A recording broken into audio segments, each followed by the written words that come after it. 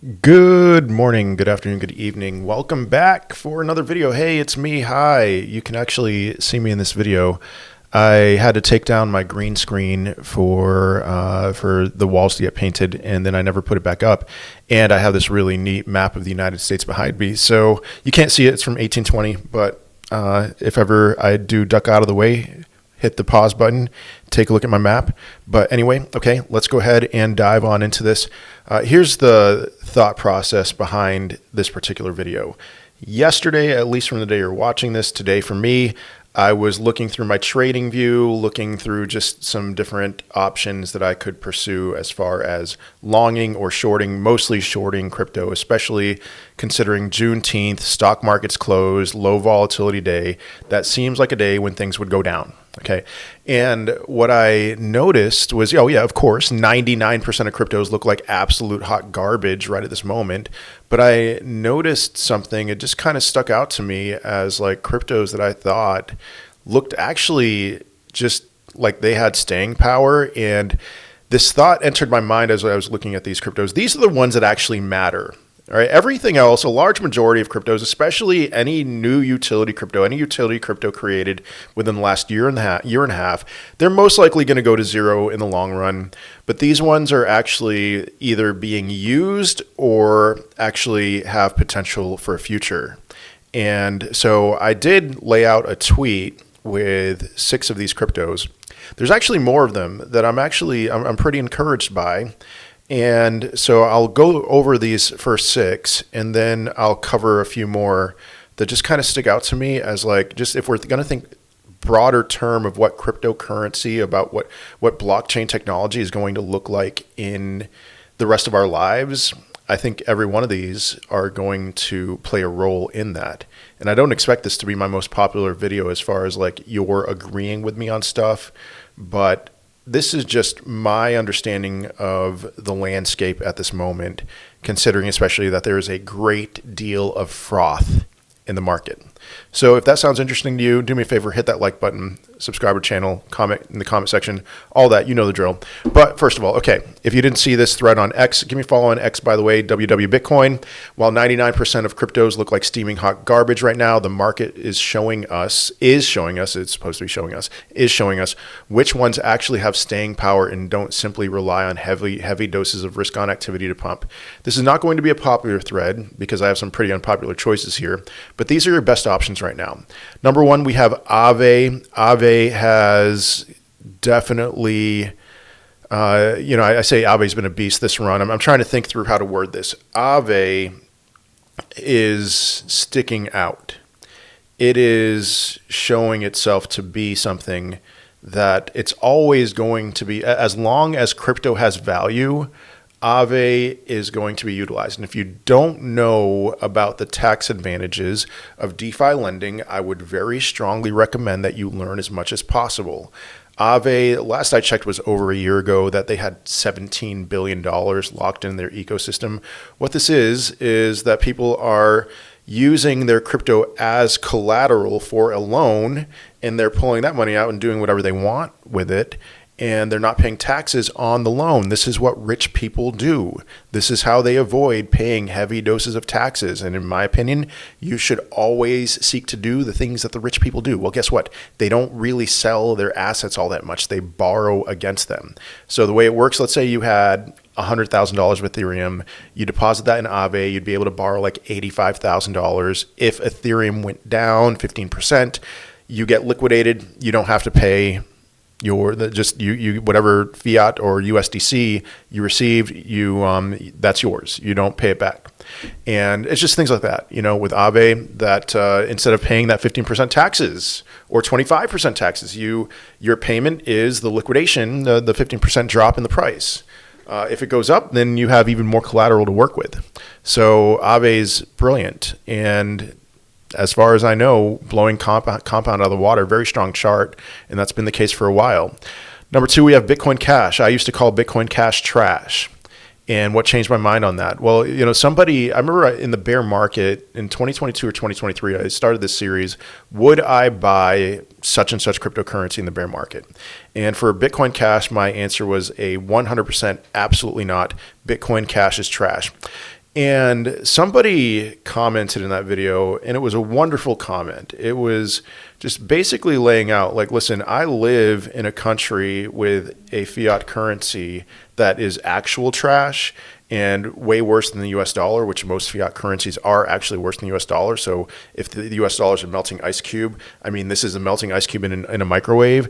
Lots of fiat currencies around the world are like that. And so this person was very calmly telling me, like, I very much rely on Bitcoin Cash as my currency of use. And there's plenty of places in my country for me to use this. And so this is way better than anything else that I could use.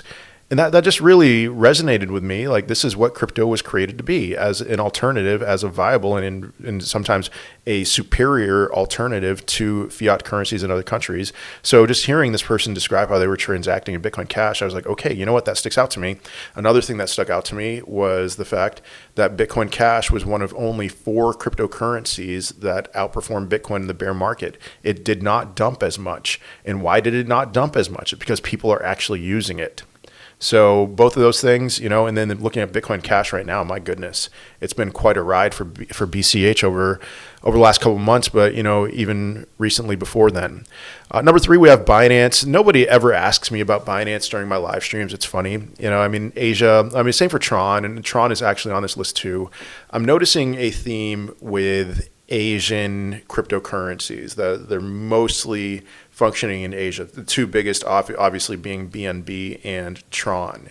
It's sad that they don't seem to be nearly as affected by the wild swings of the market. I mean, they are affected in some regards. They do follow Bitcoin's lead in some regards, but Binance, BNB, Binance, they make a lot of money. They make money hand over fist. Their Binance Smart Chain makes money, even though not many people that I know use it. I used it a ton in 2021 with meme coins. CoinMarketCap.com makes money. Trust Wallet makes money. Trust Wallet was the first ever wallet that I owned, and I still use it. These are all platforms owned by BNB. They own a lot, and they're only growing. So I treat this like I would treat any business. And I think there's a lot of potential in the long run with BNB. Number 4 is Maker. This is one that pretty much nobody asked me about. And the only reason why it got on my radar was because somebody on my live stream 2 days ago asked me about Maker. And I was like, man, nobody asked me. I used to really love Maker. Really cool. 1 million tokens, another DeFi crypto, really good tokenomics. And OG, super OG. So this one, the chart looks really good right now. And I think Maker is going to be around for quite a while. Number 5, we have Tron. Tron, one of those other 3 cryptos that outperformed Bitcoin in the bear market. Here's what, now I'm not a fan of Justin Sun. I haven't been a fan of Justin Sun for quite a while. And yet, when I look at the numbers behind Tron, it's like emotions on one side, numbers on the other. And what I can tell you about the numbers is that the numbers are very impressive. Tron makes money. They're one of like 10 blockchains that make money, and they make a lot of money. They make millions of dollars a day, often. And so they're number 2 behind Ethereum in revenues, and they're number 2 behind Ethereum in TVL. And with both of those things in mind, they're able to do a lot of very creative things with their supply. And Tron might actually have the best tokenomics out of any crypto in existence, which is reflected in their price. Now, you're not getting a 100x on Tron. It's not happening. You're probably not getting a 10x on Tron. This is much more stable, much less volatile than the rest of the market, despite, clicking on this picture here, except for this outlier where it got up to 42 cents, just if you were to just remove that, cut that out, what you'd see is just Tron being a steadily growing crypto. So if everything's going to remain the same with Tron and the TRX token, then I don't see a reason for this to go down all that much. And the number 6, last one on this tweet thread is Monero. I'm seeing a trend happening right now where a lot of people are calling Monero true Bitcoin. This is what Bitcoin should have always been. really interesting thing. Whenever somebody asks me what I do, it's always really awkward. I'm like, what do I say? I'm an influencer. This guy, long beard, looked super conservative. He asked me what I did. I told him like I'm really into Bitcoin, get my social media platforms talking about Bitcoin. And he asked me like, all right, so you say you're a you lean libertarian, and I'm a fiscal libertarian. Huge difference between being a full-blown libertarian and a fiscal libertarian. But he was like, well, what about privacy? Because everything's visible on the blockchain with Bitcoin. And then I pointed out saying, well, that's not the case for all of them. There's Monero. And it seems like in this geopolitical environment right now that Monero is very important and that it will only increase in importance. There's going to be some regulatory hurdles that we're going to need to overcome with Monero. If Monero can survive that, which I think it can, then what we have after that should be something rising like a phoenix from the ashes after the dot-com bust. Now, what else is there? There are some other ones. I mean, obviously Bitcoin, do I even have to say that? Bitcoin, we're calling Ethereum AOL. I've talked about Ethereum in one regard, and that is simply that we are in new territory with ETH that we weren't in before, and it has to do with institutional accumulation.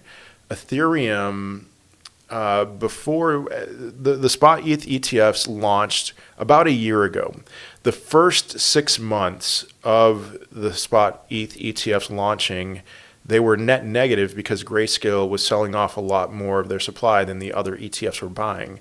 Now they're net positive, and they're net positive to the tune of multiple X's of ETH that's mined per day.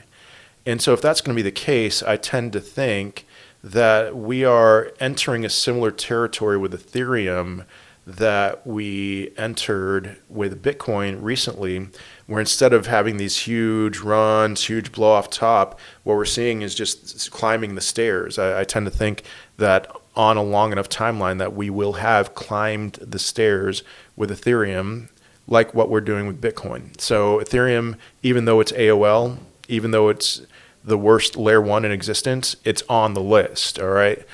This has staying power. What else? Maybe Ethereum Classic, that is proof of work Ethereum. A lot of people consider this Ethereum. I'm willing to throw that out there. You might be surprised by this, but Dogecoin, I believe, is going to last forever. That there's always going to be, and it really just has to do not necessarily, I know it was created as a joke. I know it's a meme coin, but there is something about the way that it was designed that actually works very well. And it's like Litecoin, it is a script technology crypto. And there's potential here. We know that it's not going to be corrupted in any major way, that the founders, they sold their supply pretty quickly. We don't have to worry about that, like Litecoin as well. And so what's going on here? Okay, ad block. Thank you for popping up an ad. I always love my ad block ads. And I do think Litecoin also can fill that niche as well.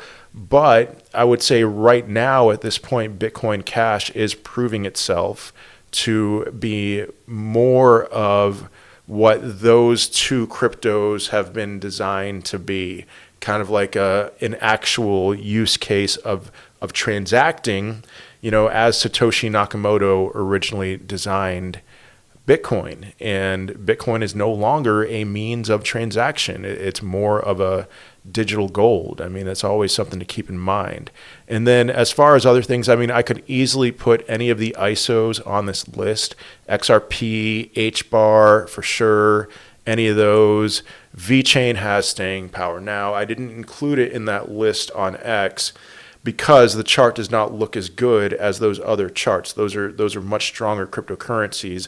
This run, VeChains has kind of been hanging around 2 cents with occasional spikes in its price.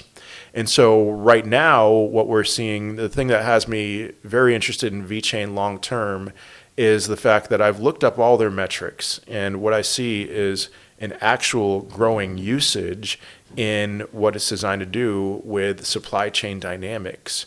And I only expect that to increase over time. And I could envision on the other side of a dot-com bust, VeChain just kind of humming along, doing its own thing, and going right along with what they've always been doing, you know? And so at some point that VeChain would recover and thrive on the other side of that. There's other ones that are on my radar as far as like, oh, you know what do we have here? I mean, not necessarily Uniswap. I am impressed with Uniswap's price action of recent, so that is good. And of course, I mean, if Ethereum's gonna thrive and survive, then sure, Uniswap. Tau is a little too new for me to be willing to put it on that list. FYI, I know a lot of people are very, very bullish on Tau. I want to see it refined by time. And there's plenty of layer one Solana Sui that's like, all right, let's work through the tokenomics first, and then we'll see where we go from here. But that's just generally the gist of, all right, I'm seeing something right now that in all this misery in the crypto market, I'm seeing a ray of sunshine. And I just wanted to forward that to you and let you know where my mindset is with those. That I would never add these quite to a long-term bag, but if I were to think through what do I want to load up on in the bear market for solid returns, all of these cryptos would be on that list. So anyway, that is all I have for today. I hope you have a wonderful day, a wonderful rest of your week, and I will most certainly be seeing you in another video. Peace.